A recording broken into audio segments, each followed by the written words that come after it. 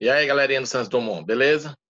Então, essa semana nós vamos dar continuidade ao nosso roteiro, né? Como foi combinado. A semana passada nós tivemos de adiar, né? Para alguns alunos colocar em dia as suas atividades. Então, nessa semana aqui de 25, aí a gente vai dar continuidade, né? E aí a gente já tem aí a nossa aula, né? Da semana e, consequentemente, a nossa atividade também.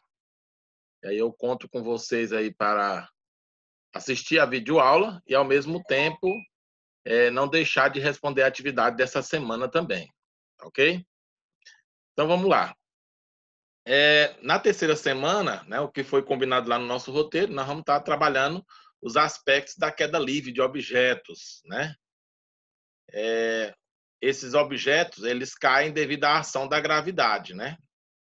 Se a gente for pegar aquele contexto histórico, né, das ideias, né, ao longo do período da história da física, como se desenvolveu esse ramo, né, dos objetos, né, de como é que eles caem, né?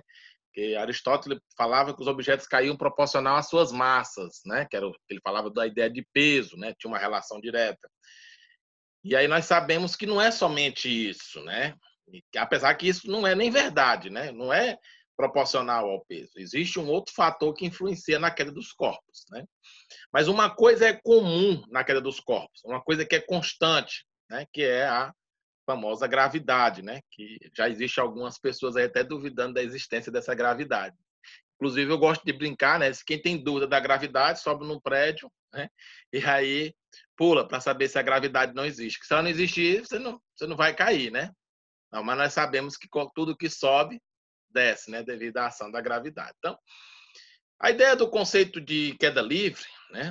Vou colocar aqui nossa imagem aqui na parte de baixo aqui dos slides.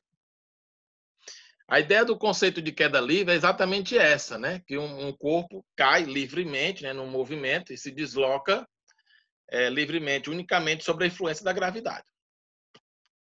Não depende do movimento inicial dos objetos, tanto faz. Se você jogar com uma certa velocidade ou abandonar, a única coisa que vai interferir é o número de proporcionalidade da velocidade com que ele cai. Mas ele vai cair sobre a mesma gravidade, certo? Também não importa se você joga para cima, né? Se você jogar, ele vai até um certo ponto e volta devido à ação da gravidade. De qualquer jeito, em qualquer mecanismo que se adotar, ele vai ter a mesma característica de voltar. O valor da gravidade é usado uma média científica de 9,8 ou 9,80 metros por segundo ao quadrado, né? Claro que nós sabemos que essa gravidade diminui à medida que você vai se afastando do planeta, né? No caso da superfície da Terra. Mas a gente aqui, para facilitar as contas, nós vamos usar o valor aí de 10 metros por segundo ao quadrado, só para aproximar e facilitar as contas, né? Os movimentos de lançamento vertical e queda livre são movimentos do tipo retilíneo, né? Do tipo retilíneo. Então, nós temos aí algumas características, né? Se for um movimento com referencial no sentido vertical para cima, nós vamos adotar a gravidade sempre no sentido para baixo. Observe que a gravidade está sempre no sentido para baixo. Sempre. Só que isso, quando você vai traçar nas referências das equações, por exemplo, queda livre, gravidade atua positivamente. Lançamento vertical para cima, gravidade vai atuar negativamente. Só isso, só para efeito de informação.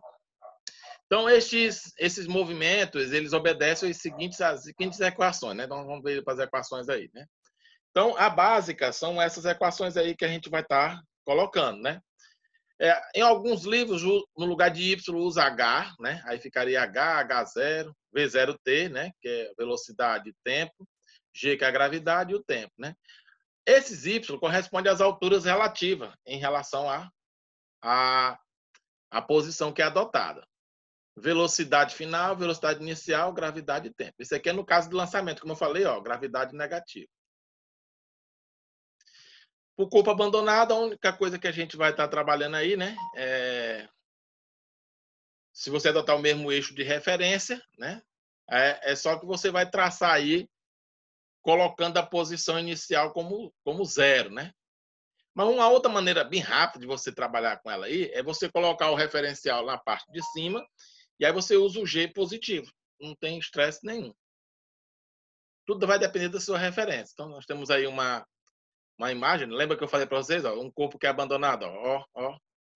E aí eu coloco aí uma simulação que vocês vão verificar aí. Ó. Por exemplo, você tem um objeto bem pequeno e um objeto bem pesado, bem grande. E os dois caem igualmente. Agora, claro que isso desprezando a resistência do ar.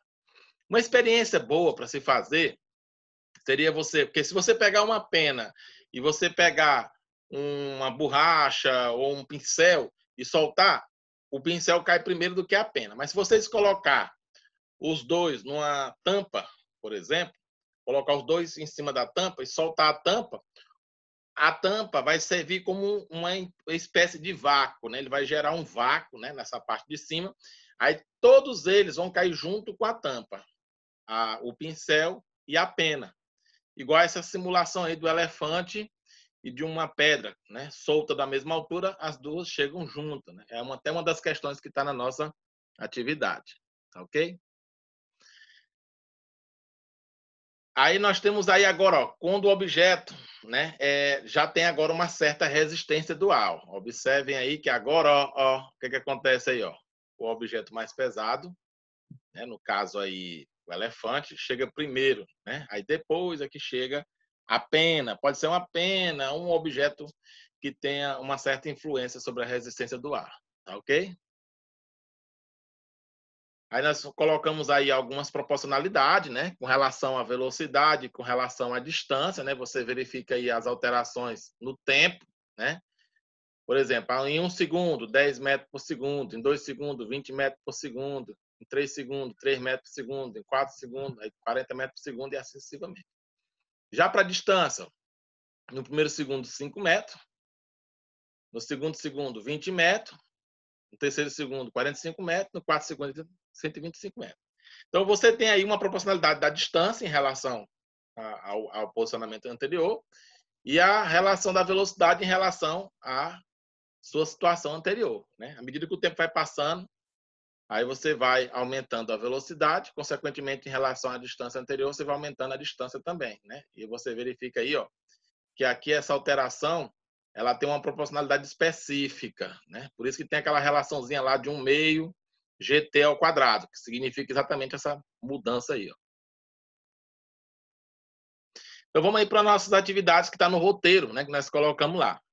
A primeira, que é a questão 44, né, fala de uma bolinha de tênis, é abandonada da janela de um edifício, demorando 3 segundos, né, para atingir o solo. Se é abandonada, 3 segundos, vai atingir lá a velocidade de 30 metros por segundo no final, certo? Considere G igual a 10 metros por segundo ao quadrado, despreze a resistência do ar. De que altura foi abandonada a bolinha? Então, ó, vamos usar a equação horária do movimento uniformemente variado, né?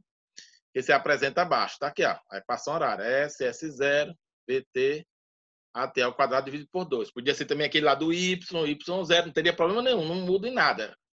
Só muda a questão da simbologia, mas a relação é a mesma. Como ela está numa posição 0, sua velocidade inicial também é 0, então aí se reduz a uma equação aí, ó, do tipo S AT ao quadrado dividido por 2. Então, nós vamos fazer a substituição. Gravidade 10, o tempo 3. Então, ó, você vai ter o quê? Aí 10 por 2, 5. 3 ao quadrado, 9. 5 vezes 9, 45 metros. Se vocês observarem lá na teoria, né? Ó, no terceiro segundo, 45 metros. Entendeu? Só na teoria você já responderia essa questão aqui. Na 45, eu tive de fazer mesmo no papel, porque o livro está errado, né? Ele faz uma pergunta e o livro dá a resposta totalmente fora do absurdo, né? Não tem nada a ver o que ele faz a pergunta com a resposta que tem lá. Ele coloca lá que um menino larga uma pedra de uma ponte 80 metros acima do solo e ouve o som do choque da pedra 4,25 segundos. Ou seja, soltei a pedra cai sobre o movimento vertical, bate, aí o som volta do choque. Então, eu levei um tempo para ir, bateu, aí o som produzido volta. a mesma distância. A distância de ir é a mesma distância de voltar. Só que quando foi em queda livre. Quando volta, é a velocidade do som, movimento uniforme. Então, por isso que eu achei que eles fizeram uma coisa maluca, né? Então, desprende-se da resistência do ar, considera o modo da aceleração da gravidade igual a 10 metros por segundo ao quadrado. Qual é o módulo da velocidade de propagação do som no ar? A média da velocidade do som no ar é de 300 e tantos. Por isso que não faz sentido a resposta, porque a pergunta é clara. Ele quer saber qual é o módulo da velocidade de propagação do som no ar, percorrendo esses 80 metros na volta. Então, eu só preciso descobrir quanto tempo ele levou para chegar na água, quanto de tempo sobrou para voltar. Eu sei que o tempo total é 4,25. Então, o que é que eu fiz aqui? Ó? Calculei o tempo que a pedra chega no chão. Aqui, ó, tempo, raiz quadrada de 2GH. 2 vezes 80 dividido por 10. Dá o quê? Raiz de 16, que dá 4 segundos. Então, se o tempo total é 4,25, então o tempo que sobrou para o som voltar, os 80 metros, é de 0,25. 4,25 menos 4 dá 0,25. Então, qual é a velocidade do som? O percurso que ele volta, que são os 80 metros, pelo tempo que o som volta, que são 0,25. 80 dividido por 0,25 dá 320 metros por segundo. Essa é a velocidade do som. A pergunta é essa é a ideia. Ele coloca lá de 30 e pouco, não faz menor sentido. A questão está totalmente equivocada, né? Então, eu tive de fazer mesmo no braço, né? Inclusive, na internet, está todo mundo fazendo essa questão aí sem nenhum sentido, né? Porque quer forçar a resposta do livro. O autor do livro errou a questão, ok? E aí nós finalizamos por hoje, né? Eu espero que todos vocês estejam bem, né? Eu estou rezando aí que logo, logo nós voltamos, né? E eu queria que vocês assistissem o vídeo, né? Estudassem e respondessem às nossas atividades, ok? Até a próxima, pessoal. Um abração aí para todos.